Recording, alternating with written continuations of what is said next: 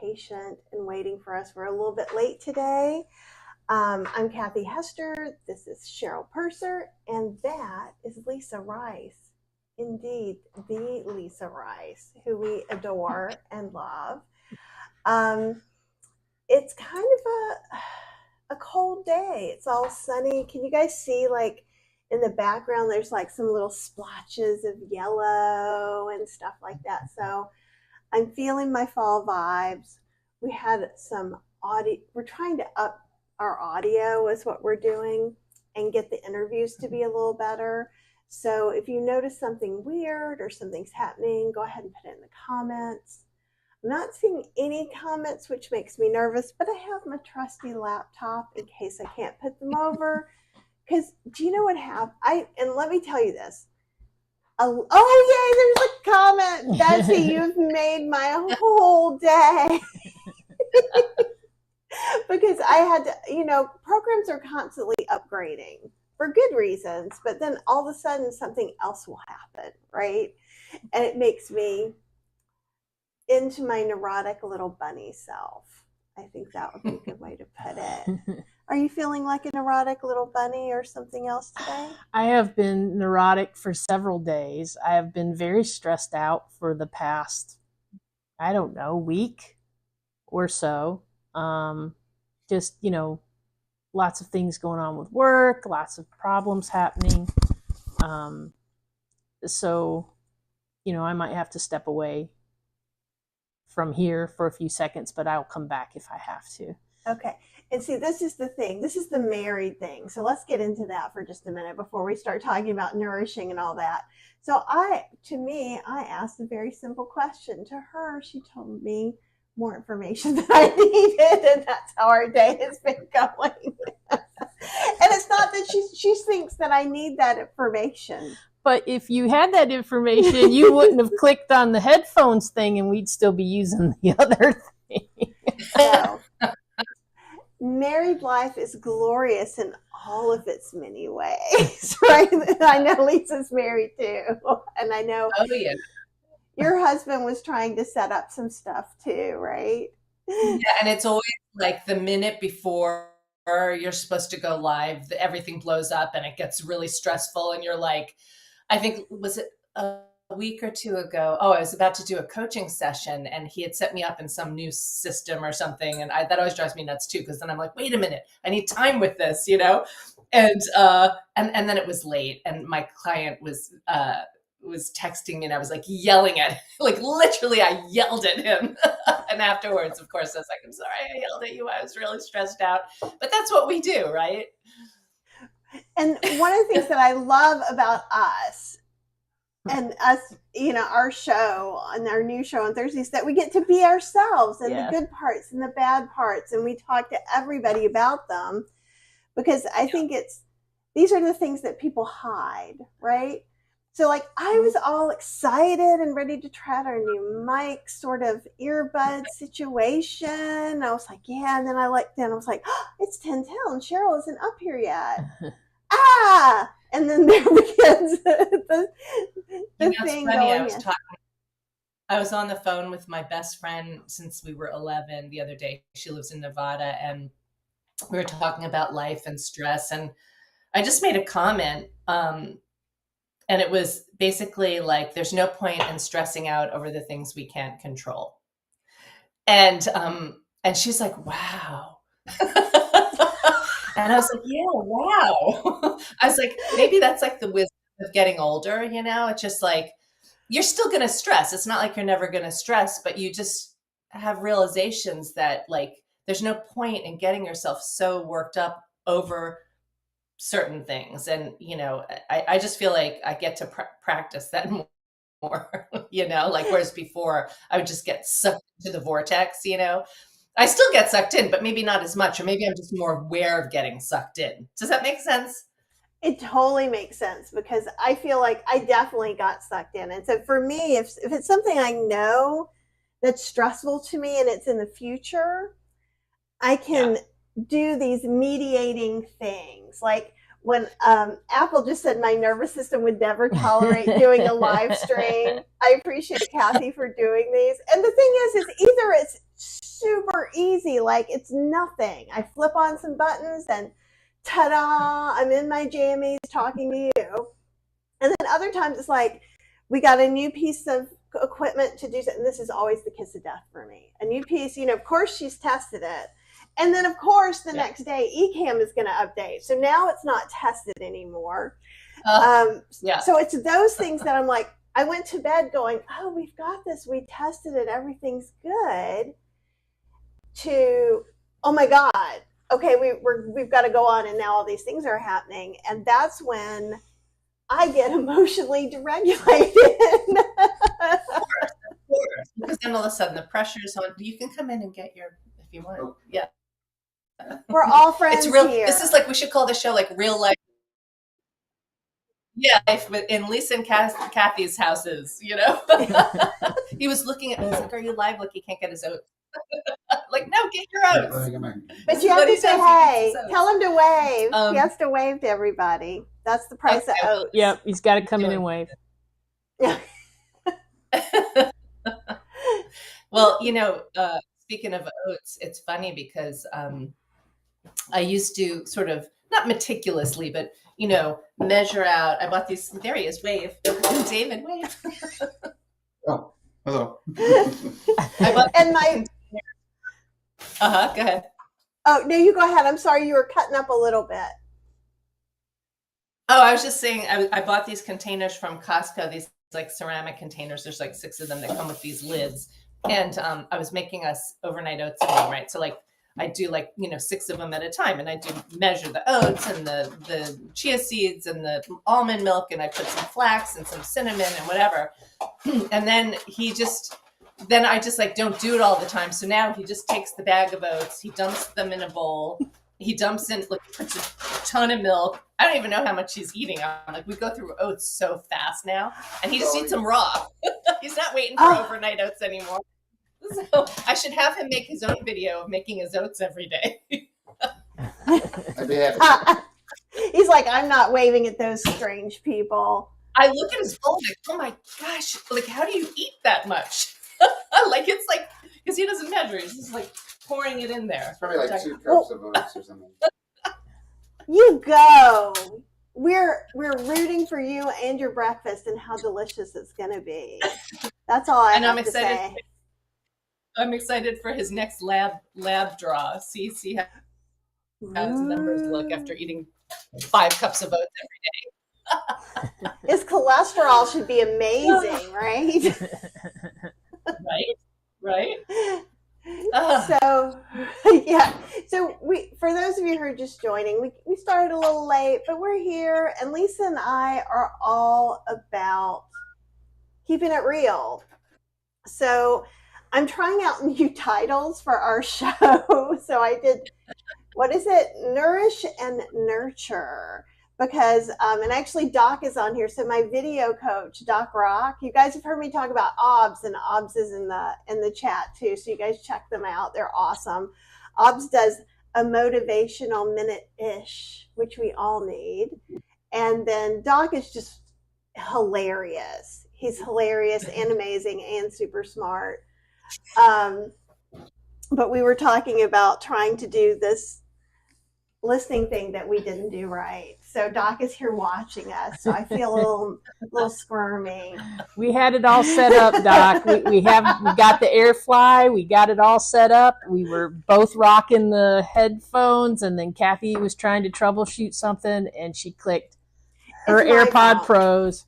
So we are sharing a bud each. We can hear something, which is better than hearing nothing. Is where I'm going with mine. Aren't even connecting.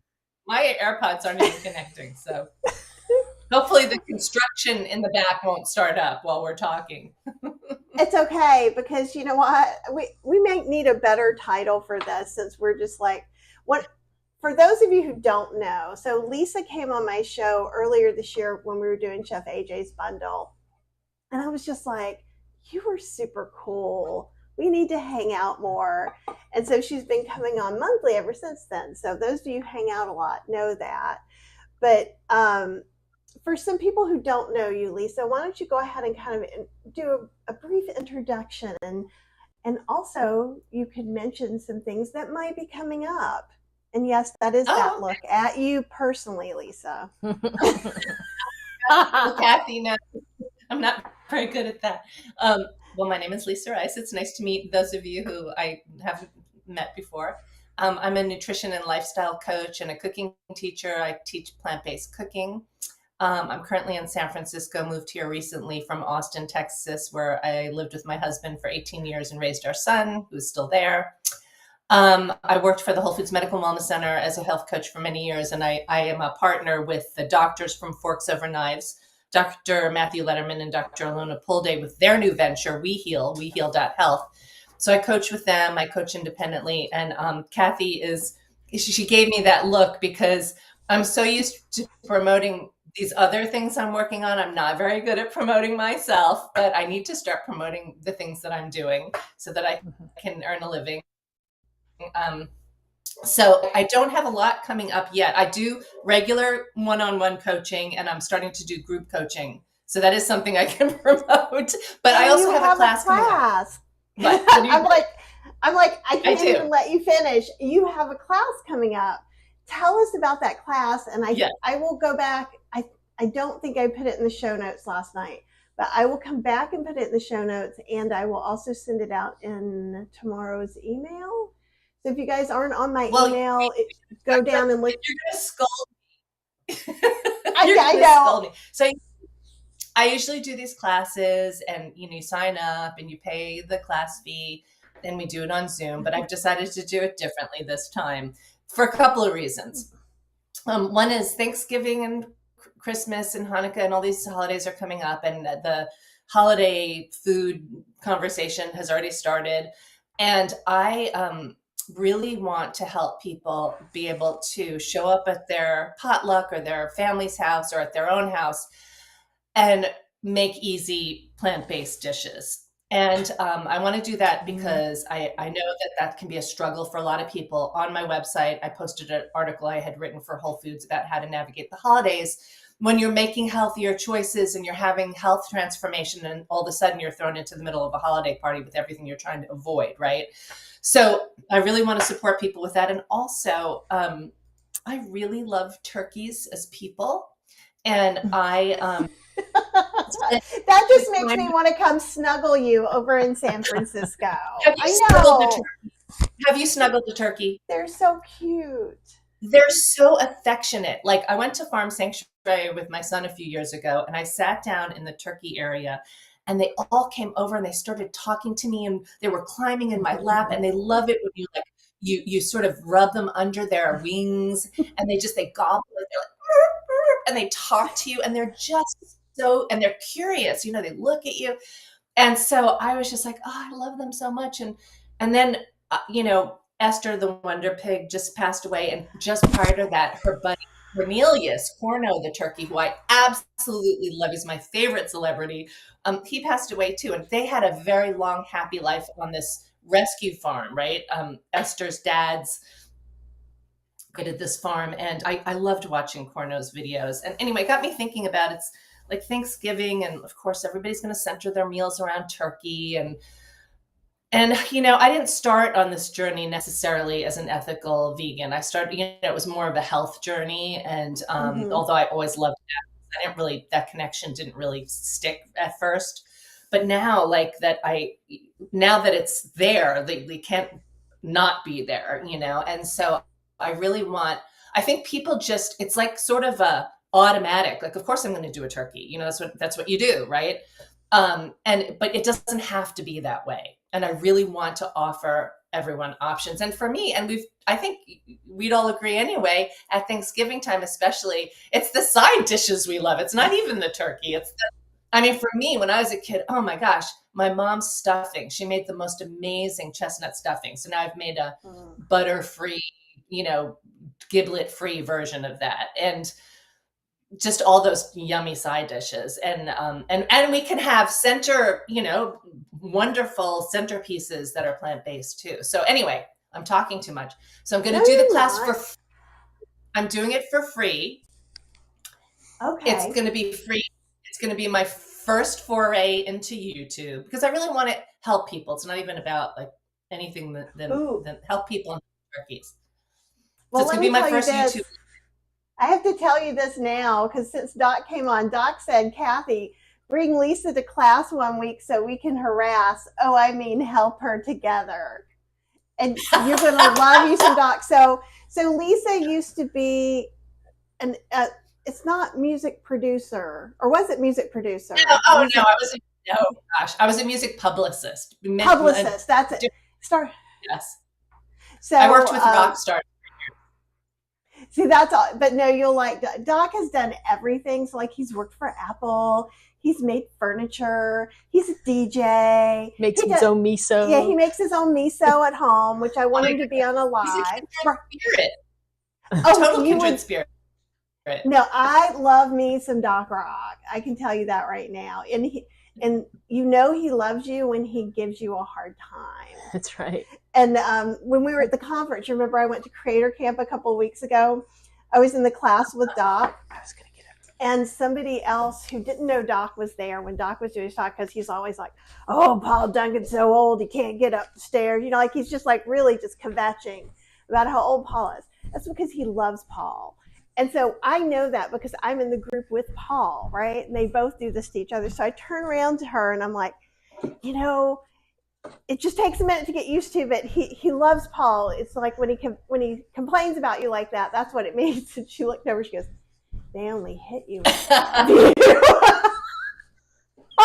I was like, oh. You know, is Doc from the East Coast?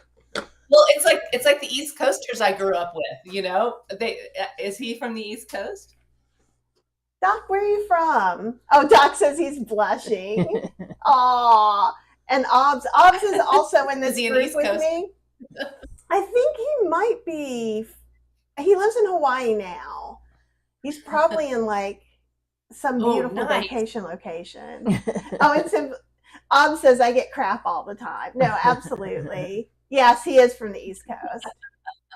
And he also, well, I'll let you guys do that. I will not step into I'm going to say stuff Doc would say because I'm a little pale middle-aged lady. It may not wear well, but Doc is awesome. Manhattan and DC.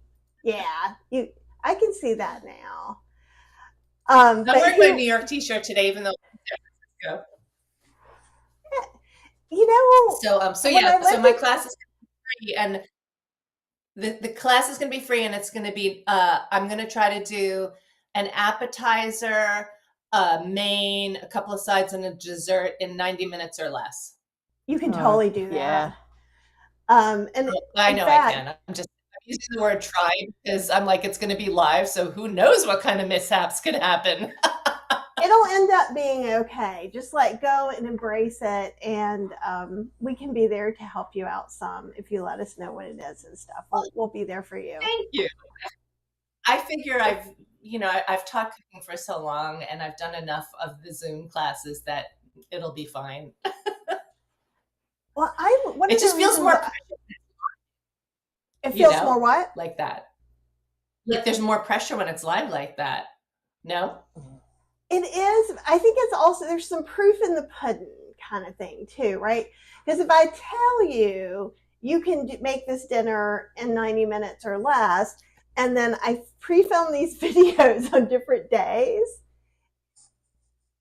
do we really know that? But like, so I think I love that idea. And I think you and I talked, because our Thursday does fall on Thanksgiving, and Cheryl and I were talking about trying to go live on some of the major holidays because it can be really hard.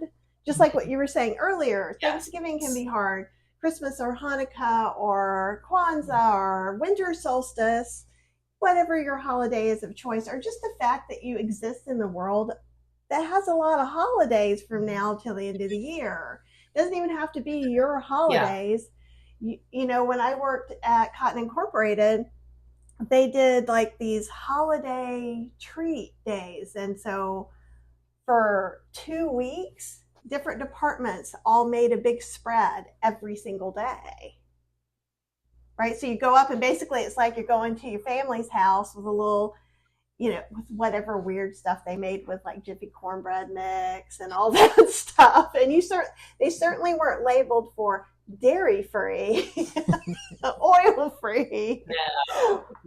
Right? There's probably bacon in there somewhere. Probably. Yeah. So, without a doubt. I mean, yeah, I was talking to Lauren and I of course, I haven't been promoting this at all because I don't know when it's going to be out soon, hopefully now that we've got 6 of them. But I started a podcast with Lauren Bernick of Well Elephant called Age Like a Badass Mother. And we interviewed Anne and Jane Esselstyn, which was a blast, of course. Yeah. They have so much energy. It was so fun. I love them. And what was my point? Now I've lost track of my point. It was about Thanksgiving. It was about, I totally forgot why I was talking about Jane and Ann Esselstyn. This is real life. I forgot why I was telling you that. Well, what Doc said, I don't know if you saw this, but he says, #live happens. And that's true. And I think that's one of the things that, because a couple of people have said, I love listening to you and Lisa when you guys come on. And, I send Lisa some of the comments because I post over in the Heartbeat group, which is free if you guys want to go hang out over there. And when I post this event there, you can give feedback. But I can only see it on desktop, so no one sees it. And I always copy all the feedback and I send it to Lisa so she can know how awesome she is. Mm-hmm. Because people forget that stuff. You think Lisa walks around all the time going, yeah, I'm awesome. That's how I hope she walks around, but I also know she's right. We've talked about the self-flagellation, self-acceptance work we've had to do, right? I'm one of those people, so thank you. But what I do want to acknowledge what you said, though, because the holidays are hard for people. It's like, it's coming at us from all different directions. And, it's a very challenging time from a lot of people's mental health. And so I absolutely love and appreciate that you want to open it up on those days, because that's a hard day for a lot of people. And I love that you've got a community, a very supportive community where we can be. Yeah, and I think it's just helpful, like one of the things that I've really enjoyed about some of this, and like Cheryl and I have kind of like opened up our lives a little bit, just like you did, and you are right now. And I think what's really important is sometimes in social media or YouTube or different things, you just see these people kind of putting this one view of themselves out into the world. And I think it's real easy. I'm 58 and a half.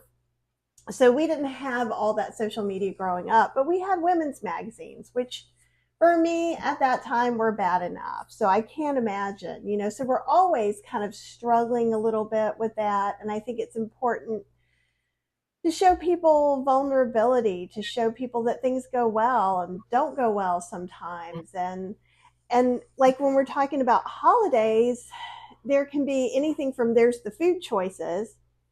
And then Uncle Bob's going to be really concerned while he's eating his bratwurst or kielbasa and bacon fat off Mama's, stove. Where are you getting your protein? I'm very concerned about where you're getting your protein. Oh my gosh. And, my so even question. It's just one of those things that's like, it is a little bit of a minefield one way or another. Either you're like, oh, I really did not want to talk to Uncle Bob about his cat or about his whatever. That's who he's voting for. Right? I can't even like let that into my brain. But yeah, that goes politics, all the things, the drama, who's going to ask you for money. There's so many family things. Like, we don't go anywhere for Thanksgiving like what we used to do. And because everyone was very worried, like, what are you doing for Thanksgiving? This is your first Thanksgiving on McDougal. The same thing we always do. Sit our butts at home in my jammies if I can help it. But like before the pandemic, in Durham, there's the largest vegan Thanksgiving buffet in the world. Oh, wow. And so Who basically hosts that? the Triangle Vegetarian Society, which is really the vegan society. You know how all the old vegetarian societies are pretty much vegan societies now. Yeah, that's Um, the San Francisco Vegetarian Society just officially changed it to vegan because it is vegan. They just had to change the name. So yeah. right. They haven't changed the name yet. It's fine. But they'll do it's so big here, it's a raffle. And they do like, I don't know, like 6 to 8 seatings on Thanksgiving Day. And then there'll be some, before the pandemic, there were 2 other nights that you could go at different restaurants. Um, and that was real fun. But I think I don't like being around that many people anymore, anyhow. I mean, I'm with you. I like staying in my jammies, and I love to cook. So, and I love to cook the food I want to eat. But there are definitely lots of times when we go to be with family, especially in Austin, because David's family, my in-laws, are there, who are wonderful people, such good-hearted people. But they don't eat the way we do. Although this is why I brought up Jane and Ann yesterday, because we were talking about that. And we were talking about, just bringing plant-based versions of dishes to potlucks and things. And, my sister-in-law, who I love dearly, she would make the traditional dishes that her mother made, which were like King Ranch chicken casserole and the green jelly thing with the Cool Whip and I don't know, all that stuff. So, and I don't eat that. And so I would bring something that my goal was to always try to bring a more rich, decadent plant-based dish that I thought the omnivores would enjoy. And it always worked, like I would bring like a lentil walnut pate with a tofu sour cream and crackers. And last year or a couple of years ago, I made like a dumpling, chicken and dumpling, but it didn't of course have chicken. It had dumplings and beans and root vegetables in it, and they ate it up. And it's funny because I don't know if it's conscious or what, but like now when we go over there's no more King Ranch chicken. She's gone more plant-based, and I think initially she wanted to kind of, David, it's his sister, he's like, I think she's just showing off a little bit. I'm like, great. And now she's always got like beautiful like kale salads and vegetable pasta dishes, and she knows how much I love bowls, and she does these bowls when we come over now that is like rice and beans and roasted sweet potatoes, and she'll make like a cilantro lime sauce, and it's 100% plant-based. So I'm like, cool, she's eating this way now. I didn't have to say anything. That's amazing. And one I'd like to tip, think I had I know. And just for everybody out there, one thing that I know you and I have talked about before is counterintuitively, when you're bringing this dish that may be the only thing you can eat to Thanksgiving, Christmas, the office party, whatever it is, make it a big one.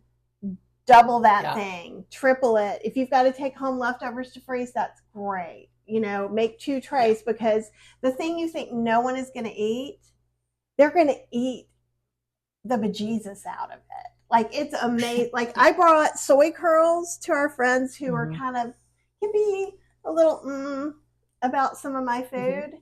And they tasted it and they're like, this is really good. And they're like going after it. So I'm like, getting my bowl. So I'm like, this is my dinner. Well, you guys don't have forget cheese to and do crackers. that. I can't tell you how many times I brought a dish and had nothing to eat because everyone else ate it. I love when that happens, but I'm like, lesson learned. Take a little portion for myself first. Yeah, because it seems a little rude. However, you've got to remember, because I know if I was there, if I came with you, you would be fixing my plate to make sure I got something. Talking about, nurturing yourself. I think on the holidays, that's one thing you've got to do. And Apple saying, and set aside some of what you brought for yourself. Indeed, because people will just, it's happy. Like, you get excited, except if you know you're going to be there for 4 hours and now you have nothing to eat. Well, and it's like, remember you used to send that barbecue jackfruit for one of the ladies at work? So Cheryl works at Novelist, which is like a library software. So if you guys go to the library and you ever did I like this book. What book is that? That's where she works. So she works with a lot of librarians. Therefore, there are a lot of vegans. And Beth had the most strict food allergies of everyone. And so when we would have every year we would have this outdoor barbecue picnic kind of thing for the whole staff, and we just spend the whole day doing team building stuff. And so every year I would ask Kathy if she would make the barbecue jackfruit for Beth, because that was one of the only things that Beth could use. And every time I would have to stand in front of everybody before everybody started eating and said, nobody touches this until Beth gets hers. Don't do it. Y'all need a Cheryl at your buffet. So I love either that or I'd be like, Beth, please go first, right? So. And don't forget Guardian of the jackfruit. I love it. Yeah, and you can put things that you can put in a slow cooker. And that's one of my favorite things to do. I mean, you can do that with an Instant Pot too and put it on keep warm.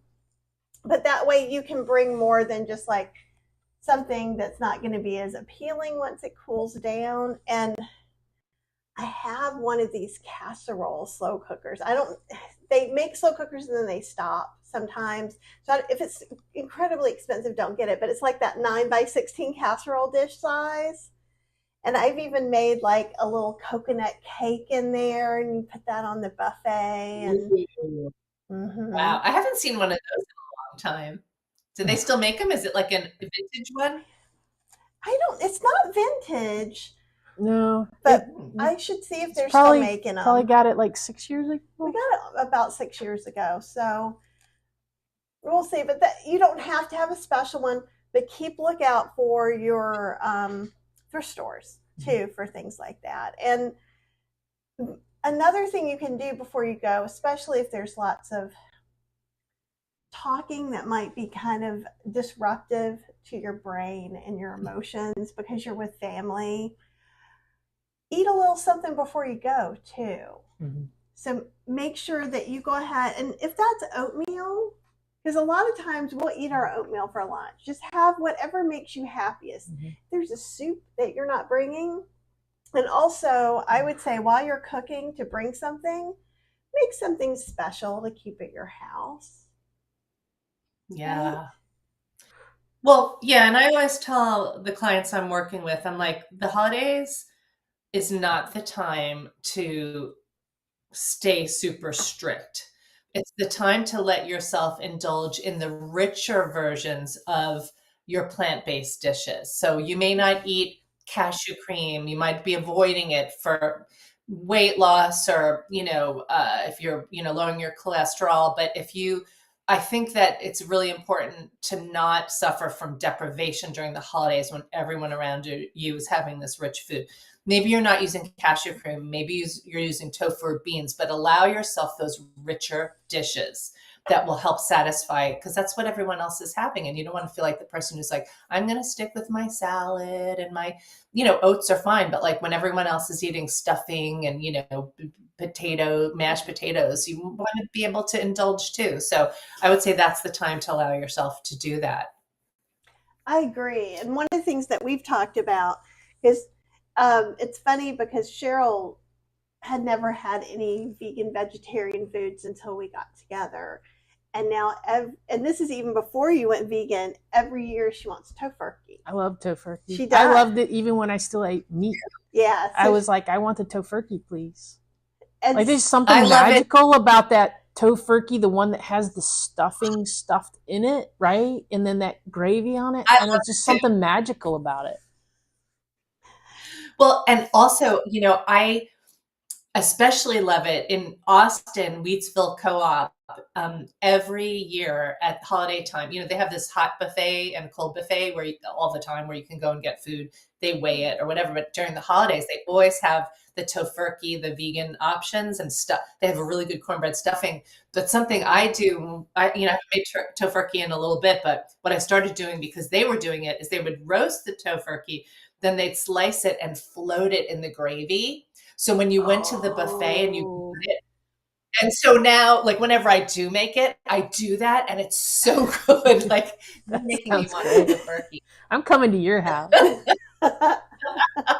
Well, I've been, for years, haven't been making the more like wheat gluten-y things like that. I've been doing a lot of stuffed mushrooms, and like I said, the lentil pate and the dumplings and beans and stuff. But I do love, and especially since David and my son love it too, I do love the meat analogs. And I'd make all the other stuff, and I'd always get like a tofurkey. And I also we like the Gardein roast, and the Trader Joe's had theirs. And I'd always have at least one of those. But now I've been making one. And so I may do that also on my class. I want to have the option for people who can't eat gluten or who don't want the more processed stuff. But I do want to do one of those as well, because they're really fun and they're very delicious and they are healthier. And I was thinking about how, in certain Buddhist cultures for hundreds of years, they've been using wheat gluten seitan as a meat substitute. And it's not super, super processed. It's a wheat protein, but it's not as processed as something that's made with like soy protein isolate, right? So it's not that bad. It's just if you have celiac, then it's not the thing you can eat. So I'll make sure to have something that isn't that, but I really want to also do one that is like an analog, like a turkey breast. And it's fun. I think it's fun for people because, again, it's not something you have all the time. And what Apple's saying, which I love, I love me some Apple anyhow, and said to prep for being a mixed company, go ahead and review Doug Lyle's Going Along to Get Along principles and Absolutely. Howard Jacobson's book about influencing people. Hit You Can't, because that's a great point. Because even since we've been in our Dr. McDougall group since July, one of the conversations, because that's a little prickly for me, because I hate when people try to make me do something. Like, I hate it. And it's not going to, I'm a Taurus. As soon as you try to make me do something, I won't ever do it. No, you got to make her think it's you got to make her think it's her idea. Absolutely. And I'm okay with that kind of manipulation. That's human nature, though, honestly. Like, people don't want to be told what to do. People want choice. It's a natural need. We want choice. So you're not stubborn. Right. You can't make someone go vegan over Thanksgiving. However, if you make delicious food, more people will eat vegan who weren't going to eat vegan that day, right? Or at least have some part, try something new. And I think the hard, and I know it comes from a good place. So I'm talking to you, whoever it is, who really wants to get your sister to go vegan or plant-based for health, or someone that is very sick, and all of those things. And I feel for you. But you're going to do more help by just modeling and bringing that sick person some delicious plant-based casseroles that they can heat up than because you don't know what you're triggering in someone. And we've talked about this some. We've talked about some body image and body dysmorphia, but sometimes you don't know the words that trigger somebody's shame either. And I think that's the thing. When we're trying to make someone do something that's better for them, that's one of the traps that I know people get into. Like, even someone said something completely innocuous when I was at Creator Camp, because I was like, oh, do you do this? Oh yeah, that's really easy. Wasn't easy for me, and I was already feeling kind of stupid. This person was delightful, was nice, did not say anything mean. However, that put me in a little bit of a shame spiral, right? And I think that people also get a little more kind of nutted up over just the holidays anyhow. Our emotions go from, if we're lucky about here, to like, wow, a little bit. So, and I think Lisa may be frozen. Oh, she's moving again. I see you moving, Miss Lisa. Well, I have to say that I think all those years that I was still eating meat and we went to the vegan Thanksgiving, I think really had a lot of influence on me, getting closer and closer to that point that I started eating vegan. Because it wasn't like I was going, oh God, I can't believe that I'm not going to have turkey and dressing and all these things. like I was like excited because I was going to the vegan Thanksgiving and I knew that there were like a whole bunch of dishes that I just really, really liked from the year before. And so it was I looked forward to that every year, to going to that. And it's It true. really That was helped. long before you were vegan. I mean, she ate vegan food for a long time before you became. So she would eat vegan at home. We would go to vegan events. It was never like, oh, I got to eat that. I mean, the only time it was a little bit like that was when we went to that thing and you met Josh LaJohny and became friends and became vegan. That's the day she became vegan. The day that I didn't want to go was the day that I became vegan. So you just don't know, but try with all the other things that are going on to just let that part go. Just if your sister's sick, her husband's really bad and he's eating lard and he just had a triple bypass, there's nothing you can do at that moment.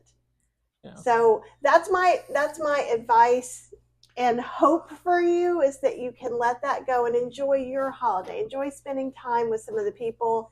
And it's also okay to draw boundaries. So if those same people want to talk about their triple bypass for the 17th time, you might be able to switch that conversation.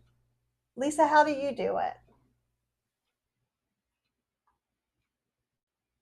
Lisa, can you hear us? Oh, no. I think we may have lost Lisa. Oh, is she trying to type to me? Possibly. You guys, you feel like this is the first live that ever happened, because I do. Yep. Yeah, she can't hear, so let me go see if she's texting me. She just disappeared. She'll come back on it. Oh, make sure that recording's off. Yay, you're back. Can you hear me? What happened? I don't know. Doc said you're taking a nap. I hung up. I didn't know what to do. I was kind of waiting for something to happen, and then I'm like, oh, it says hang up. So I hung up and I rejoined. So I'm not sure. Perfect. That was the perfect thing to do. Yep. And in fact, your signal's much better and you're clearer. I think. Finish. Could it be my internet? Possibly. Hear me? I can hear you. That was like exact response, exact same time. That was fantastic. See, now we may not kill each other. It's all because of you, Lisa. That was very cute. That was well, sorry I disappeared. I'm back. Okay, that's all right. It's fine. Mona's saying, I have decided for my mental and physical health, it's no longer my responsibility to persuade anyone. I will eat for my health. I have now surrounded myself with non-judgmental people. And Mona, yay, you. I know you anyhow. But, and while that seems like a little thing, I think it's with all of us. It's, I'm looking at these stickers thinking there was something that just appeared on my eCam. That's why I was like, what are those buttons? But I think we get excited when we learn something that's cool and that works for us and makes our life better. And that is a great thing. And we want to tell other people. And you get a little grace in that. But then we're people. So then sometimes we take it a little bit too far, because we can't make people do things. Because if we could, there's so many things I would make people do. Yeah, but most people are going to be just like you. And as soon as you start trying to make them do something, they're, nope, can't do it. Nope. Because somebody's making me do it. Nature. You know, I work on this a lot with my coaching clients, because, you know, you have to have that intrinsic motivation to change. Otherwise, you never will. So a lot of the work we do is finding out the reasons why they want it to change, or really distilling it down, you know, and it can't be coming from the outside. It has to come from you. Everybody's individual. We've all have different backgrounds and different paths, right? What are you laughing at? I'm sorry. It's Doc's fault. And I will read you this comment. So I'm like reading all these things, la, la, la. And then Doc goes, I only judge people based on their cocktail selection. But we weren't laughing at you. I was laughing at at Doc. He's a Well, a mess. couple of things I have to say. There's a few things that happen. One is, and I am definitely one of those people that when I went plant-based a long time ago and just felt and experienced the huge benefits of it, of course I've shouted it out to the world. Anyone who would listen, and whether they wanted to hear it or not. Then fast forward, and people want to know what you do. How do you stay so energetic, or how do you blah, blah, blah. And then, of course, now I'm a coach. And so people come to me for that information, but they have to, again, it has to be motivated. Nobody wants to be like, I think we have a tendency, especially in the vegan community, we get so excited and we're so passionate and our hearts are in the right place. But for some people, it can be too much. So it's better to let people come to you. And the word you use, modeling, right? People see you doing it. You're not struggling. You're enjoying your food. You're not making a big deal out of it. You're enjoying the benefits of it. And it's part of what Apple said. Doug Lyle's Getting Along Without Going Along is fantastic because he talks about navigating that with the conversations you have with people. Just like, oh, I don't know, I'm trying this plant-based thing. I don't know if it's going to work. I'm trying it out. So far, I feel great, but who knows, just don't even make a thing, and people will do it or they won't, but you can't force anybody to do anything. And having raised a child, I can tell you for sure. And that was one of the things I was talking about yesterday. I actually realized that I'm not promoting another thing I started doing last night. I'm doing a live support group with PBN SNG, the plant-based nutrition support group. And I decided not to do a cooking class because they've already got cooking classes. It's a group coaching. So it's support with helping you set goals, create new habits, whole food plant-based support. And I did my first one last night. And one of the examples I used was that when my son was little and I wanted him to eat vegetables, I didn't say you have to eat vegetables. I would instead be like, here's the broccoli, here's the carrot, here's the celery, here's the snap peas. Which vegetable would you like? So he had choice. It wasn't like you have to eat a vegetable. You get to choose, right? So same for us. We're not, if anyone tries to tell me to do anything, I'm like, yeah, see ya, that's human nature. We want choice. So give yourselves that power, you do have the power. I love that you're doing that in that group because I've done cooking demos in that group. It's a really great space for me people. too. And so if anybody is looking for another place that you can get supported doing whole food, plant-based, no oil, that is one of the other places that you can go. I mean, there's tons of places. Absolutely. And Serenity Bloom is reminding us, as Chef AJ says, when the student is ready, the teacher will appear. Yes. And it's true. I believe that's also a famous Buddhist saying, something similar to that. I like that. Yes. And my other... Oh, go ahead. No, you go. We're both excited now. So you guys, when we met in person, yes, there was talking at the same time too. It's not just the internet. We're just both like, ooh. I was just going to reiterate my one thing that Chef AJ says that hopefully I'll remember now that we had that conversation just now, which is like, do the least restrictive diet that you can do to get the results that you want. And to me, that's the best Chef AJ quote. It's the best whole food, plant-based, no oil quote. Absolutely. Do the one that's going to be sustainable. I've been meaning to ask you about that because I love that. I've been meaning to ask you exactly what it is she said because I can never remember it. Say it again, please. Do the least restrictive diet that you can do to get the results that you want. Because one of the things that's very interesting to me, and it goes in the same thing, kind of what we're talking about too, is that people like to come into, oh, you're whole food plant-based, you need to eat no oil. Oh, you're whole food plant-based, no oil. Once you drop the salt and the sugar, then your life will be better. No, well, your life was better, and I'm happy for you, and I truly am. Right. And I deal with people who are sophist-free, the most strict people, and I deal with people who are vegan and everyone in between, and I'm happy for everyone. And I love, when I met Chef AJ, I gotta tell you, I didn't think she was gonna like me. And I didn't think she was gonna like me because I was fat. And that's the whole thing of it. And I was a little nervous about being on her show, and she was just lovely. And over the years, she's just been more and more and more lovely. Mm-hmm. And I told her one time, maybe like 5 years ago, I'm like, I honestly had some apprehension about this. And she goes, no, I love what you do because you help everyone the same. Yes. Right?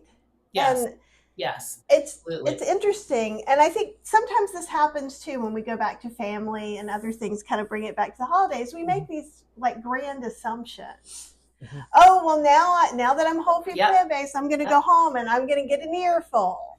Maybe you won't. Yeah. Right? I wrote about this a little bit, about how, it's really great. We should all be considering this journey and do as much of it as we can, but it's not bulletproof. There are a lot of other things in our lives we need to be looking at as well. Cheryl is looking for a break for the phone. Sorry about that. So I was like, we'll go to Lisa for a minute. I'm like, did I disappear again? No, you just said like the most short, concise answer ever made on this show. I love Chef AJ, though, what you said about her. First of all, she's really smart and she's very perceptive and insightful. And so she saw in you something that we all see, the value in who you are as a person. And I love that she's real. She's real. She doesn't mince words, Chef AJ. No, and I think everyone expects her to be a little harder than she is. I think she's just honest and talks about her experience. And for her to fit that sentence of do the least restrictive diet, for her, it had to be quite restrictive. Right. And I think people see, because you'll go, okay, I'm vegan, you're whole food plant-based.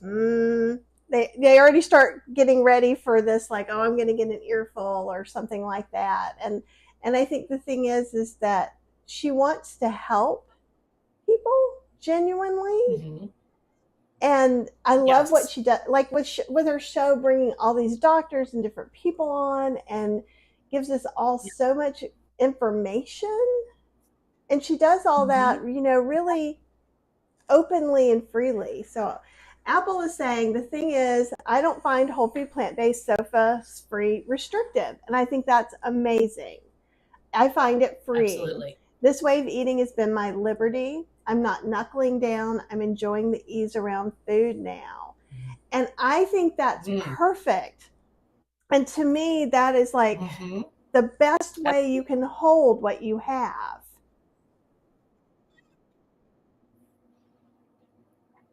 Yeah, and I think it's important to keep it simple. I think I was having this conversation with someone in the group last night because she wants to cook at home more. And she's like, so, sometimes, I just don't have time or I don't feel like it. So I'll throw a potato in the microwave and I'll steam some broccoli. And I'm like, that's fine. I'm like, keeping it simple is actually going to help you succeed, because if you think that you have to do like a 5-course fancy meal every night for yourself to be whole food plant-based, it's going to be really hard for a lot of people, so keeping it simple and just really finding the things that work for you and your lifestyle, like for David, it's a bowl of oats every day, 3 times a day when I'm not cooking for him.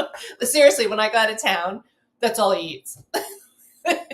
But hey, it works for him. I'm like, okay, at least he's eating, whole food plant-based. He feels good. He's enjoying it. So keeping it simple is important, I think. I agree with that. I'm just tapping Cheryl, let her know she's back on screen. She is doing work stuff at the same time. So many apologies for her while she's looking at her phone. I do apologize, y'all. I'm sorry. No worries. But I think I like that. Oh, go ahead. Mm-hmm. Oh, no. I love this conversation. Keep going.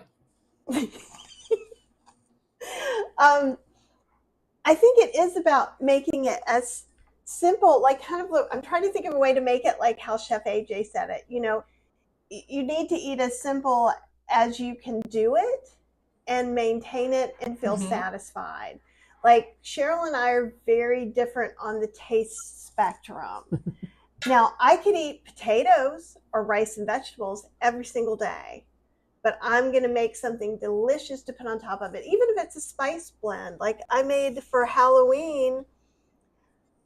Halloween was rough. Just it was a rough day. So I was like, I was going to go live and make this. Like, no, I'm going to cut things up in my kitchen. So I cut up some acorn squash, roasted it in one spice blend that I made with a whole bunch of different spices. I roasted some cauliflower, and I put some California balsamic hickory barbecue.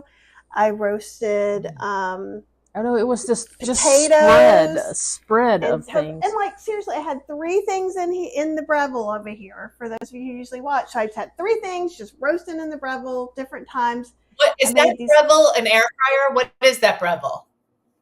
It is. It's the Breville Oven Air. Okay, thank you. I love. Well, first of all, I want to say that's fantastic. So you had root vegetables, potatoes, just with the different seasonings.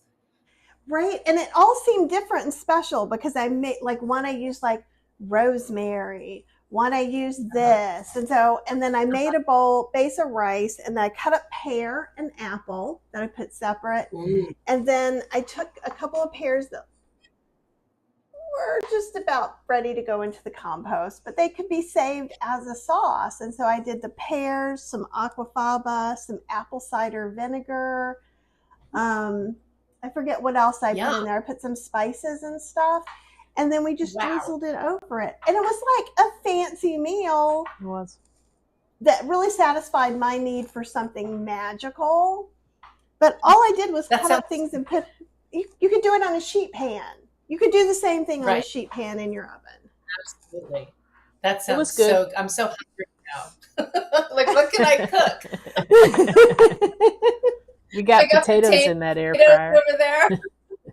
Yeah, and one of my favorite. Oh yeah, you actually have a what? We actually have like 12 potatoes right now that are finished up in the Breville. I need to get some go. I'm having trouble with my air fryer. I've been in touch with GoWise. I have one in Austin, and I've got this one here. I got it because I loved my one in Austin. It's like the most busy appliance in my kitchen. And this one keeps stopping in the middle of cooking. So I sent a note to them, and I had to send them all my documents, purchase documents. And then I had to send a video I had to put a tripod there and videotape it not working and send it to them. So now they're willing to send me another one, but they don't have the same one. The ones they have now are smaller, and I don't need smaller. I actually need bigger. And so then I'm like, okay, I'll take the smaller one for now, And now they want a picture of me cutting the cord. Yeah, or a that's video typical of me now. Yeah. I'm like, why?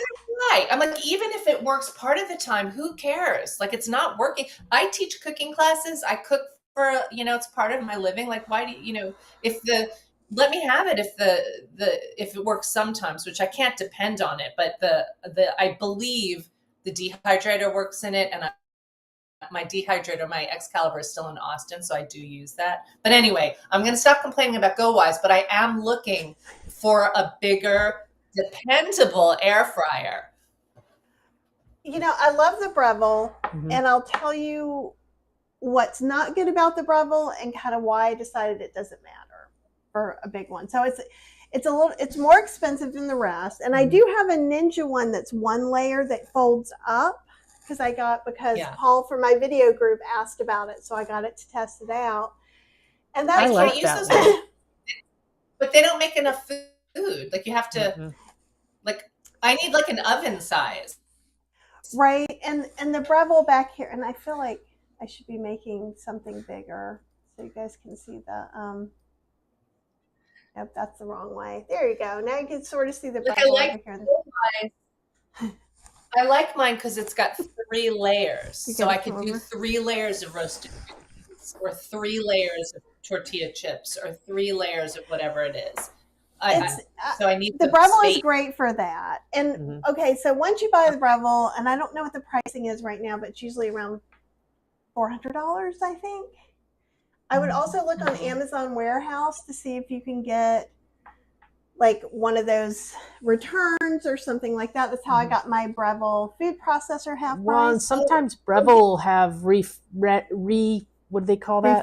Refurbished ones on their site as well. And okay, so all right. And you do have to buy the extra dehydrating trays if you want more than 2. It wasn't that hard to do.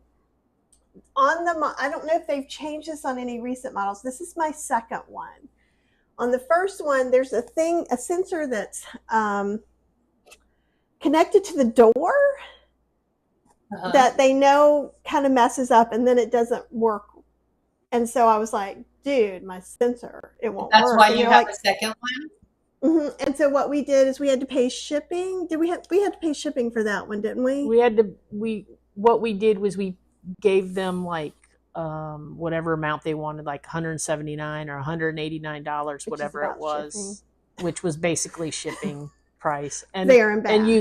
And you had the option of not paying that and having them, and you shipping this back yourself, and then them sending you another one. But if you wanted it faster, you could pay them for the shipping, and then they would immediately send out the other one, and you could wait until it came, so you could use that box to send that one back.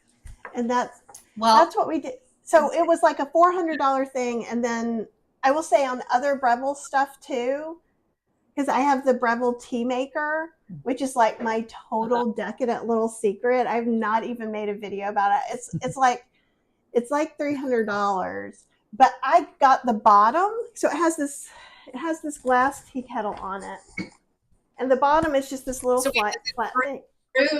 Does it brew tea? Yes. The basket goes down about the temperature you want, how many minutes you want. It is my decadent. Don't show me. Oh no. oh, it's the best. So I found this bottom, which was at David just and the bottom. Tea every afternoon. We have our coffee in the morning, and then we have we do again my green tea and matcha blend usually. Well, we'll talk more later. But so I got the bottom part at like an Amazon warehouse store, like when they just put all the closeouts. And so we said, hey, can we buy? We were trying to buy just the thing, the top part, and you can't. So we looked up the thing, and I said, let's just try and see if they'll sell us a replacement one. And what they did is the lady was like, so you broke it, right? And I was like, sure, it's broken. Okay. It's broken. And she says, so it'll be what, $179 or $129, something like that. No, it was like $30 or something. It was really cheap. I think it was just shipping. And she sent us a whole new one. Yeah, not just the carafe, just a whole new one. And I did break the carafe because the glass, and this is why they are also so easy peasy about replacing it. It's because they break constantly. I barely touched it with something and it shattered. Yeah. It's the glass is not very thick on it at all. It's kind of weird for that kind of expensive product. Well, then it wouldn't use be good thicker for glass. My kitchen.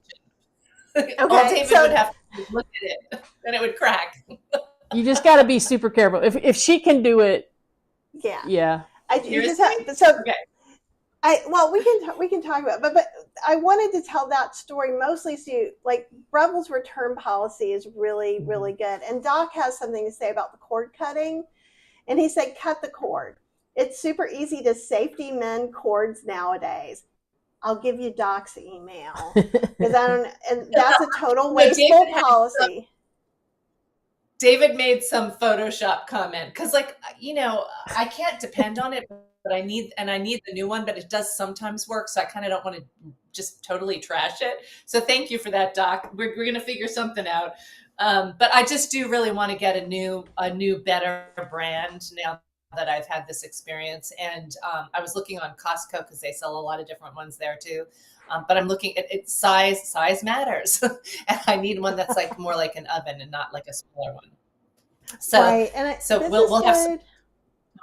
And here we go. Barbara is saying she has the New Wave Bravo XL and loves it. Okay. And there are sometimes some will come up at Costco that are a little bit bigger, there was a Sur La Table brand, and I think I still saw something new being sold at Costco. They aren't sold at Sur La Table, so they're just selling out their name. And sometimes I can tell who's private labeling it. But I got one from there, and it was fine. But this is the biggest one you can get, I think. Of all the ones that we've seen everywhere, this is the biggest one. It's even bigger than what was that other brand that we had? Cuisinart had one for a while. And it's even bigger than that. Yeah, and it was even bigger than that. And this one is big. The one looks bigger from the outside, but I seem to remember that it didn't have a lot of space inside. Like it didn't have many levels.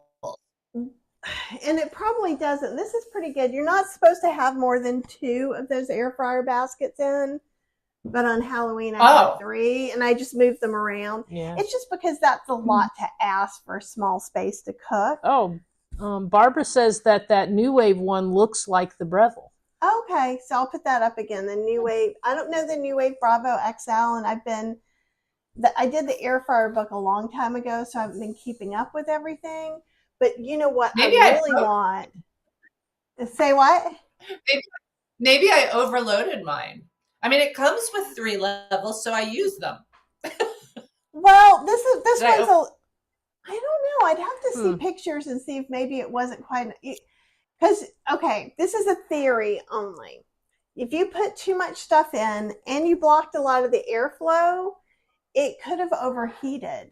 And I wondered if it's just working intermittently, if it's overheating. So I would try, if I were you, to make something that's one level, very simple, like, I don't know, make a mug cake. If you go to healthyslowcooking.com, I have a carrot cake mug cake, and it can easily be made SOS. Okay. And put that in there and see if anything blows up. And if that affects it, you know for sure it's the machine. But like Doc was saying, because like I roast a lot of chickpeas, and so sometimes I'll just do I just want some for that day, so I'll just put the one basket in, and sometimes no problem, it'll keep going, and then sometimes at 2 minutes in, it just shuts off. See, it sounds to me like it's an it problem and not a you problem, honestly. And some of the appliances. What was the one that? Okay, we'll have to. I'll have to get all the names of you so I can look them up. Okay. No, that sounds good. And if anybody else has equipment questions while we're just chatting too, some of the new ones that are being made right now, as far as small kitchen appliances, can be hard because sometimes it's the same manufacturer that's making 7 labels, 7 brands of it. And sometimes it just looks like that, and it's 2 different things because most things or a lot of things are manufactured in China. So that would be me going to them and saying, hey, I want you to make me a slow cooker, and I want you to make this temperature and that temperature. So maybe it looks like a rival crock pot, but it's Kathy's, right? So sometimes there can be differences and sometimes the same, and you can't try them all now. I literally I've had 30 to 40 slow cookers, and I had 30 slow cookers when I was doing slow cooker books to figure out some of the differences. And you just can't do that now. That was in 2010, and the way things are being just manufactured, I just can't. Even with the milk makers, I try to get the big ones that people are talking about, a couple of no-name brands, and see how it all compares out. But it used to be, when I did the air fryer book, I had 3 favorites. And actually, the Breville wasn't even on my favorite list. It came later because they wouldn't send me one. And I wasn't going to pay $500 or $600 to test it out.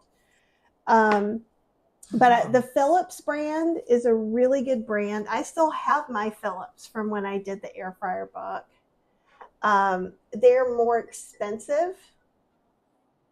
A lot more expensive. Oh, you all remember we got that because we got that deal at Bed Bath & Beyond, and Bed Bath & Beyond's not around anymore. It was on sale, and then they had a coupon that you could use, and it wasn't excluded, and so we got another 20. It was excluded, but they would take it anyhow. Yeah, it was like another 20% off on That top may of be that. why they don't exist anymore. I don't It's know. probably It's- why. They would also take So expired would you coupons. say you use yours mostly for potatoes? Because ever since I started baking potatoes in the air fryer, I never went back to the oven. I love the way they come out in the air fryer. Oh, they're great. And sweet potatoes too, right? We cook everything in there, really, Either on honestly. bake or No, not. right? Like, and I do love the size of this. And in fact, I'll just kind of show you guys. I'm sure how big the tray is, like Yeah, compared to Kathy's head or my head. I always show everything Oh in man, I comparison need to my that head. one. And See, it's that's what really I need. nice. And these are several years old. Now, I have a Cheryl, so they get really gross and mucked on. They're not nonstick. And then Cheryl makes it happen again. It makes it all pretty like it is now. And then later today, I will mess it all up. But You need it's a part-time really job big. just cleaning her messes. And I dry a lot of things. Like I can put all my basil on here and just put it on dehydrate. I dehydrate. That's how I get my free mushroom powder. I buy my mushrooms, take the stems out, put them to the side, cut them in half, dehydrate them, grind them in a Oh my spice God. grinder. I think about you all the time when I'm composting my mushroom stems because I feel so guilty. Oh, I've got my Excalibur dehydrator in Austin packed up and ready to be shipped, but I haven't shipped it yet. So you have the fancy So- dehydrator.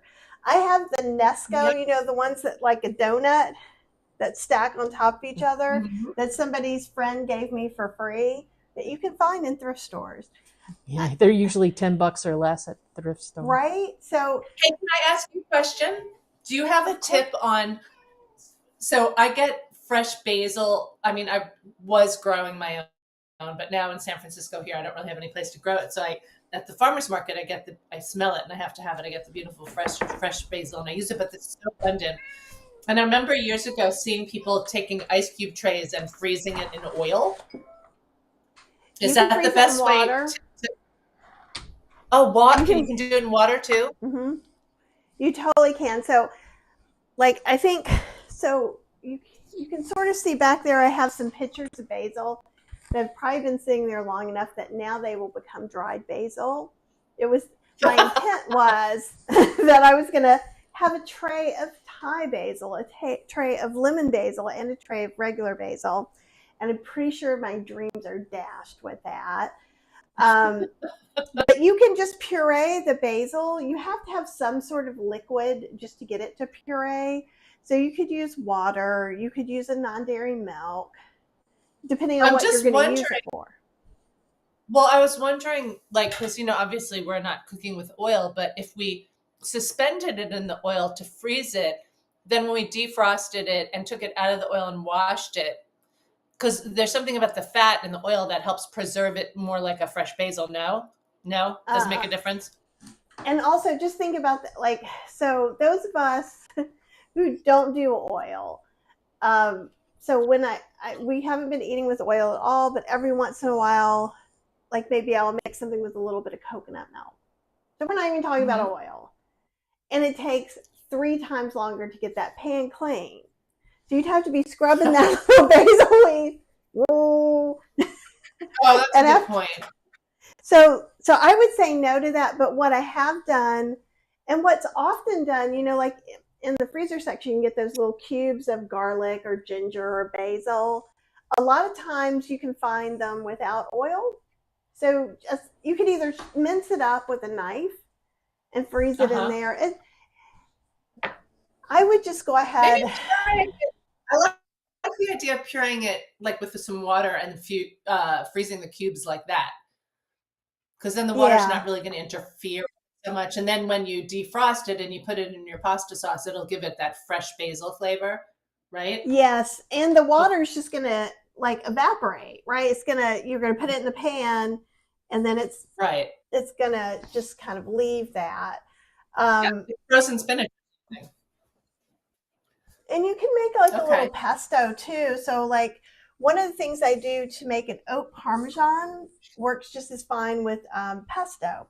So I take rolled oats and I toast them slowly over like a medium-low heat. So the trick is smell it when you start, because you're going to think it always smelled this way. I do that. Smell it. You smell it and you're like, smells like oats. And then you toast it, and you're like, it's not changing color. Smell it again. Oh, the smell changes a little bit. Because I have to remind myself of this too. And so finally you're going to do it, and it starts smelling like toasted nuts. That's what's crazy. And then I pulse it to make the oat parmesan with a little bit of nutritional yeast. You could use salt or salt substitute. And that can just sit, actually, I have some here. You can just sit it in here. You don't have to take just oats. You don't have any, no nuts or seeds in yours? No nuts or seeds. This is actually it's actually going everywhere. It is going everywhere because I opened it up. And I shouldn't have, because it smells delicious though. Oh, guys. Okay, so toasted oats. You put a little garlic in there. Yeah, you could put a little garlic in there. So if I was going to make pesto, I would toast oats exactly the same way. And also, if you want to do anything that might be a nutty sauce, or you want to make, like, I really want cashew cream for Thanksgiving, but my heart doctor says I cannot have cashews for Thanksgiving. Then what you do is you make an oat cream instead, because he's going to let you have that. And if you're like, I want it to taste a little nutty, I want to feel that nutty goodness, toast them a little bit. Then start, because I've used it in mole sauce instead of nuts. Ooh, that's a good idea. And I've used it in pesto. So like we could go ahead and we could puree that basil. We could add either some oat parmesan, or we could just add some toasted oats, some nutritional yeast. That's when I would add the garlic powder, onion powder, or be a grown-up, take that clove out of the skin and use your little garlic masher and mash it all up and put it in there too. So you could use fresh garlic as well. Yeah. Then you have those little cubes you can put in soups, stews, pasta, whatever. Oh, and yeah, frozen pesto.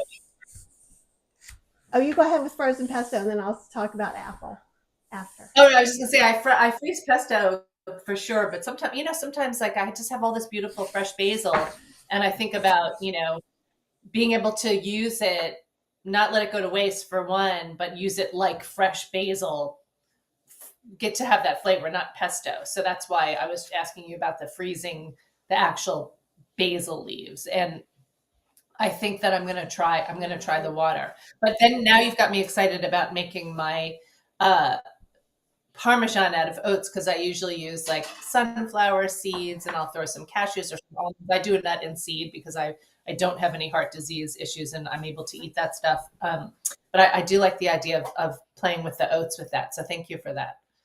Oh, of course. And the thing is also for everybody, I'm not saying you should use oats instead of cashews. Oh, of course not. No. I made one of your milkshakes recently with oats, and it was fantastic. It's crazy. Oats are magic. Delicious. Oats are magic. Mm-hmm. The end. They turn into everything. You helped me a lot. But you helped me a lot because I was trying to do all these different things with oats, and they were turning into goop. But putting the ice in was a game changer.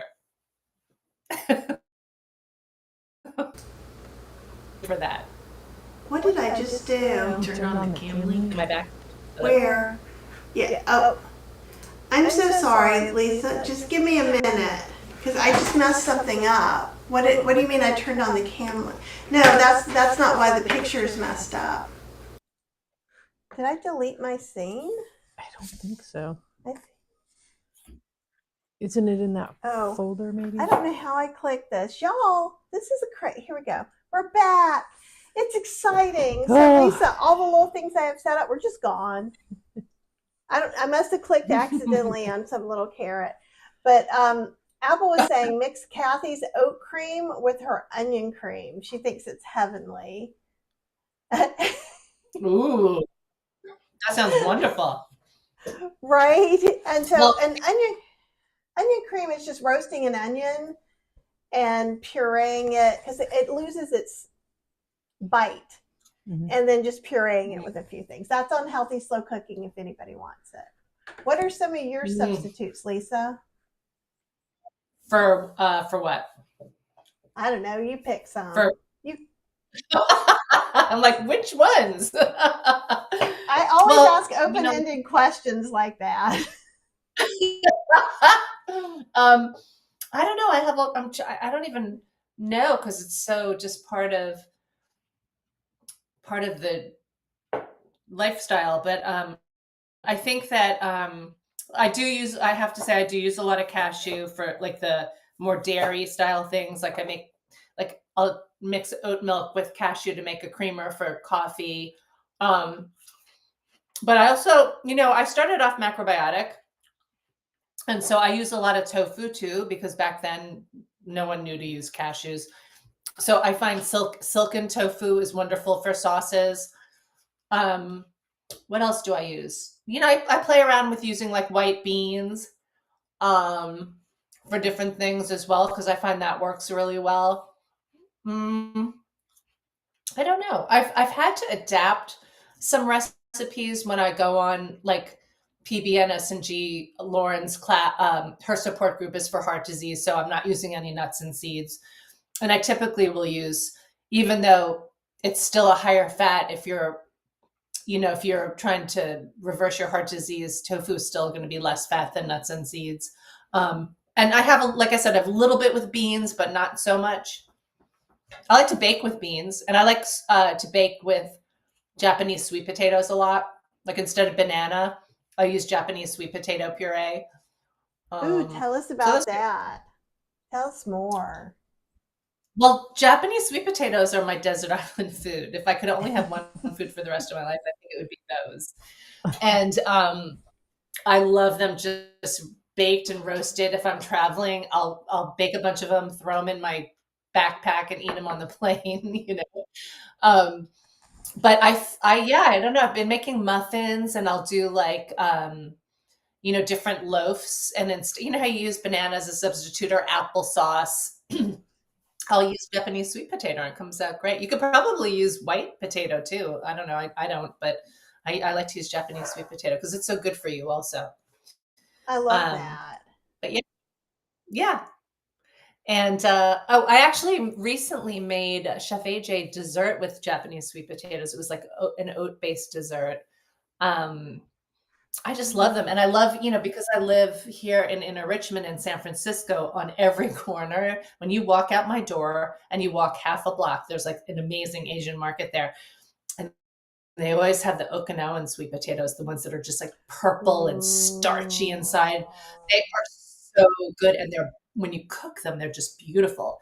And I like to eat those kind of like dessert, actually. I'll either simmer them or roast them and take out the flesh and mash them up with a little almond milk, maybe put some, they don't even really need that much. I'll put a little cardamom or cinnamon, or if I wanted a little sweeter, I'll put some date syrup or some dates in there. But I love the Japanese sweet potatoes. There's so many varieties too that I'm, learned more about since living here in San Francisco. Cause I always just got not the Murakakis. Maybe it's the Murakakis, the ones with the redder skin and the sort of yellow flesh inside, and the Hanos. But there's so many other varieties. It's crazy. It is kind of amazing, all the different ones. And Apple says her go-to holiday main, I don't know how to say this, is millet tortillere with mashed root vegetable layers. It's French Canadian, so I know I butchered that. And my apologies to all of the nice French Canadian people. Is it tortillere? Tortillere? Oh my god, I'm probably just making it worse. I'm so sorry, you guys. It's millet. I love millet, and I love millet with root vegetables. That's something that I did actually eat a lot of when I first became plant-based. So you're bringing me back to my roots, Apple, because now I want to try that. Oh, and millet, I agree with you. Millet is so good. And when I became vegetarian, I found this little book that was vegan for one. This is back when vegan was like a crazy word. And one of the things that was like rosemary millet. So it was the first time I went out to buy rosemary.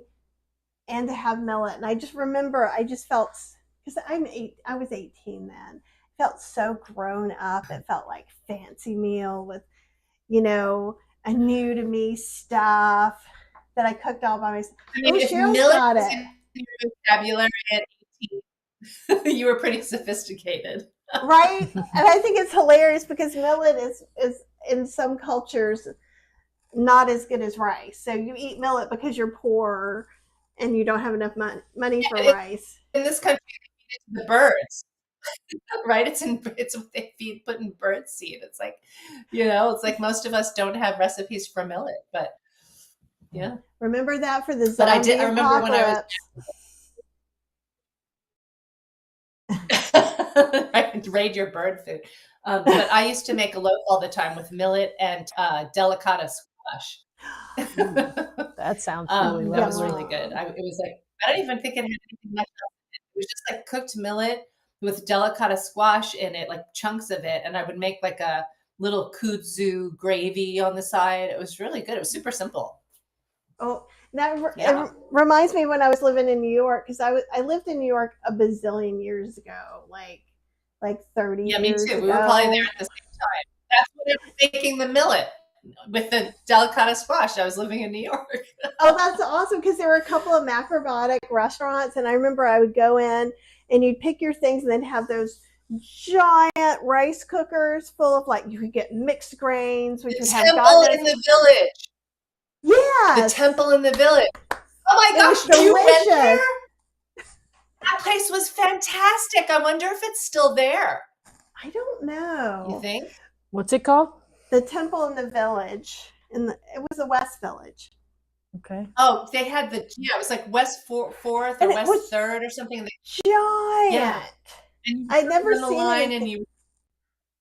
and they had like some of the rice had like lotus seeds in it, or it would have some I don't know, some other little things they'd mix in with it. And oh man, I loved that place. That's amazing. Yeah, and I would go to there was a Seventh-day Adventist restaurant. I think it might have been on the Upper West Side. Yelpers are reporting it has closed. It has closed. But if it's on Yelp, it lasted a lot longer than I thought it did. It looks like it just recently closed, actually. So. Oh, it's sad. Yeah. So I mean, Angelica's Kitchen, right? I had one of my delightful meals there. So, like, I know a lot of people think or have feelings about eating by themselves in restaurants. And I've never really understood that one thing, because, like, to me, you get to go and sit and take as long as you want and read a book. Like, that is my dream scenario. And so I remember I had done some extra jobs. So I went to Angelica's Kitchen, and I remember it was the first time I ever had vegetable tempura, and my world was rocked. Their food was so good. I still make their cornbread.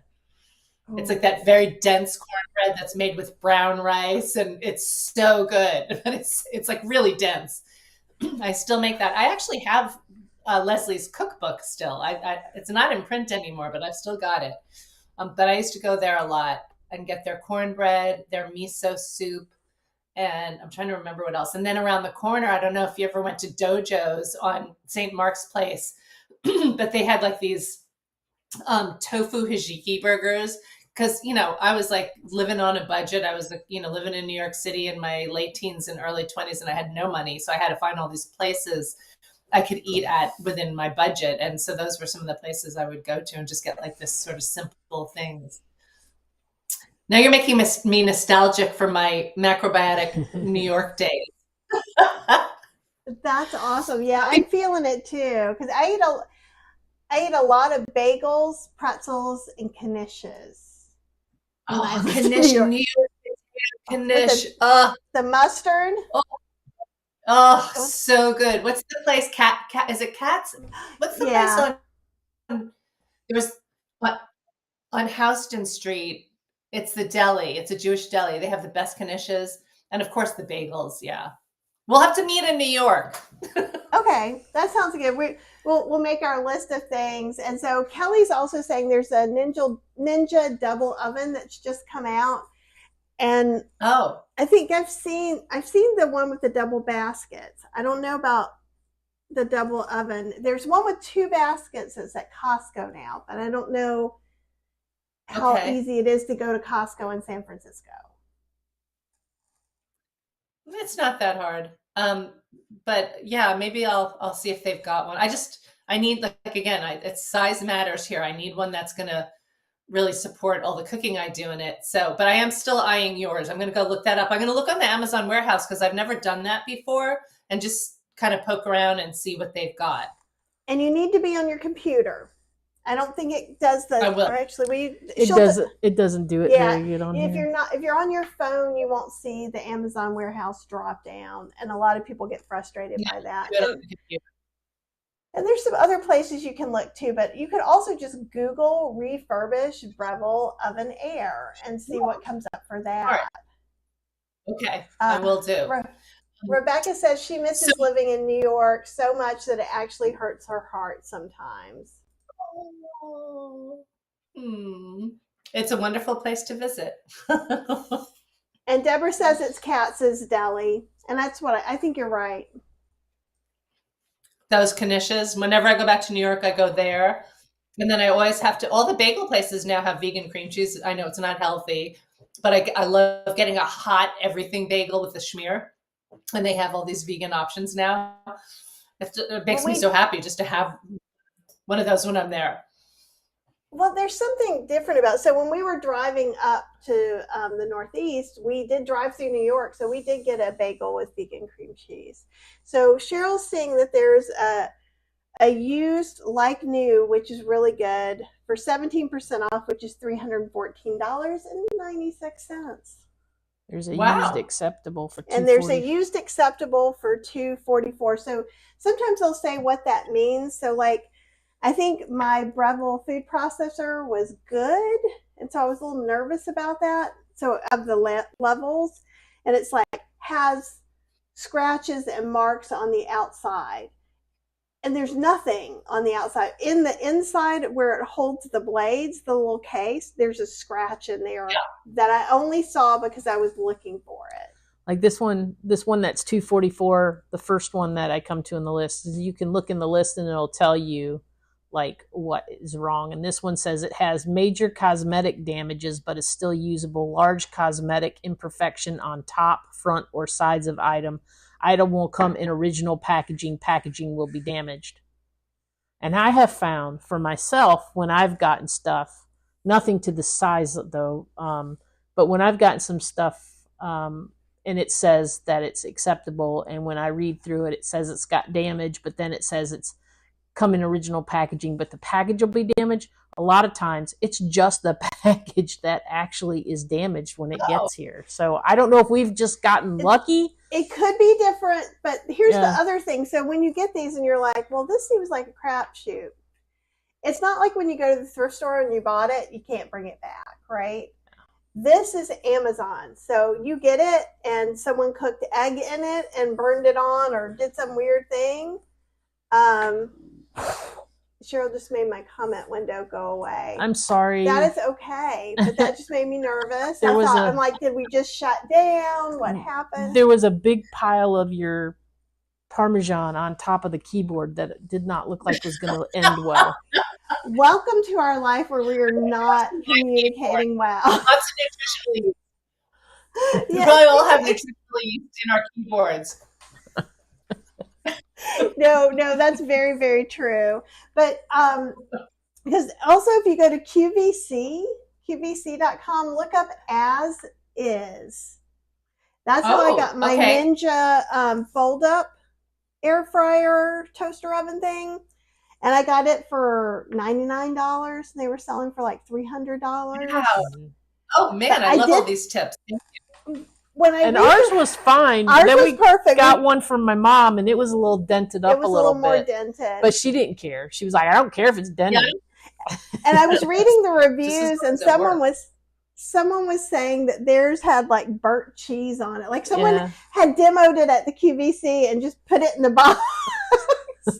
And just So didn't, yeah. So, you can return them though. So even on things like that, you can just turn around, return it, and decide that wasn't for you. And I would okay. also make sure if you're getting something from Amazon Warehouse or a refurbished, as is, anything like that, make sure you test it really thoroughly once you get it. Don't let it sit in the Okay. box until like all Just that time is the gone. different functions. Probably try the different functions, even the ones that I don't use, Yeah, I right? would. Yeah. Okay. Um, I have to go soon. I have an appointment coming up. So I do want to circle back and just tell you how much I love just all the things we talk about and this community and how I, I really appreciate the community support. And as a coach, that one of the things I talked about with the PBNS and G last night is when you're making changes and you're trying to reach different goals. Not only is it important to have an accountability partner, but having community, having a Mm-hmm. supportive community. So I just want to acknowledge that because this is such an amazing community. I say it every time because whenever I'm here, I'm just love hearing the comments. I love meeting everyone, and you two are just you're gold. You're providing so much love and support for everyone. So thank you for that. oh, Well, it's important, and I think it's great that you get to come in too, and then we're creating this nice, supportive, honest space where people get mhm, to be who they are and where they are and make mistakes. mhm. Because I think sometimes Absolutely. communities are about let's all stay together and do the same thing together, and there is some of that, granted, but I want everyone to feel like they can be where they are. Mhm. And Um, I think that it's really important that we really listen with empathy and because we are all on our own journey and we all are starting from a different place. And I feel like I'm always learning. I'm turned 60 this year and I've been plant-based since the 80s, but man, I'm still, I learn. I love the comments and the questions on here that things I learn about. And so I think just staying really open-minded is really important. And one of the things that you and I have talked about, and then I've started to write about a little bit on my website, is sort of that acceptance of our journeys and not being, really live and let live. And we're all kind of in this together and not judging, you know. I read about that, I know, but it's really, really important to me that if someone's not doing it perfectly the way it's okay. If you're not doing it perfectly the way that person is, what they perceive to be perfect. Yeah. So we all just need to be where we are and and okay with and I that. that's a great place to start the holidays because we're Yes. what, November 2nd. So from now through the end of the year, and I'm sure Lisa and I will talk about this more, but why don't we, in addition to trying to do all the things, perhaps we should not do all the things. That is directed at me personally. If you feel it too, you just go along. But that we also kind of just give ourselves some of the space and support Mhm. and to let some things go. It's very hard for me to let things go. Like I'm like, oh, I'm going to do all the things right now, and it's not helpful. It's not helpful to Cheryl. It's not helpful to me.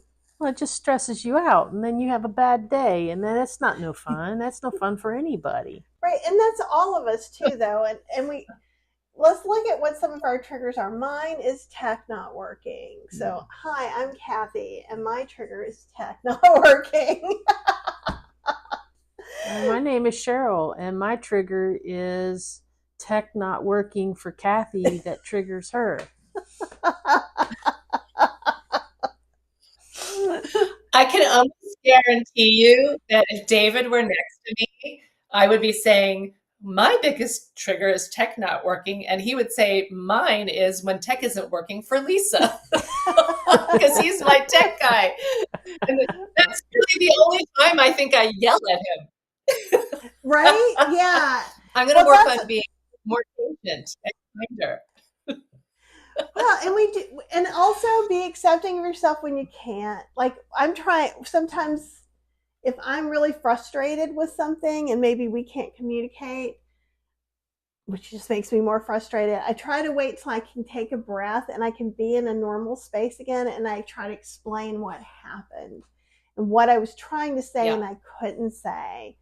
And it doesn't mean that it's always perfect, because like sometimes I'm just like, you didn't say the thing. We're all like that. But just I think one of the things we could probably work on, Lisa, just for I do want to talk about, us and body dysmorphia and eating this way and how to navigate things with family, other people that we may see and have to deal with our food stuff and their food stuff and all the underlying issues with that.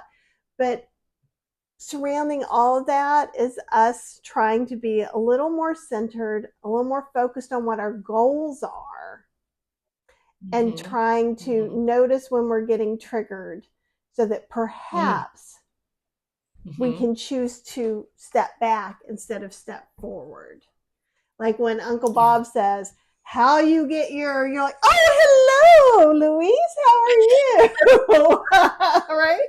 It's not all about being throw Bob off and say, I've got kwashiorkor or whatever it's called. And he'll be like, huh? Protein deficiency. or you ask Uncle Bob, you're like, I don't know, Uncle Bob, if I'm getting enough protein. How much do I need? Oh, that's a good one. I like that. I like the look. The answer is he can't answer that question. Right. So yeah, I just love having, I want anyone who's here with us to know that this is a wonderful opportunity for us to support each other during this time. And I want to be as much support as I can be for anyone when it comes to navigating the food. So let's do that. Okay. And you'll give me the information about your free class. Also, right up here all this time, it's kitchenplantastic.com. You should be on Lisa's mailing list as well, because she's cool and she's my friend and she puts out tasty, delicious things. You need no more reasons than that. Well, you're going to be my accountability buddy when it comes to getting my stuff out there. Thank you for that. I think it's good because I could use one too. So it's not just you. Just understand that too. It's not. And every time I go on Chef AJ's show, she makes a new project for me. Ooh, wow. So you should go on Chef AJ's show too. All right, I'm going to let you get on your coaching call. Much love to you. Thank you so much for being in this hot mess of a live today. And I appreciate all of you guys out in the community watching live with us or the replay. If you have questions that you want us to talk about what can I make for the holidays? How do I navigate this situation? Has this ever happened to you? Blah, blah, blah. Come in the live, ask in the comments, or you can always email me at kathyhester@gmail.com. Other than that, I'm sending you a big warm hug of acceptance of where you are right now, as I am trying and hopefully succeeding later to do that to myself because I'm feeling crunchy. All right. So you guys have an amazing. Okay. Yeah. Let's all hug. You do it too. She's like, I don't want to do it. Hug yourself. I'll hug you. All right, guys. Go hug someone and I'll see you guys soon. All right. Bye-bye.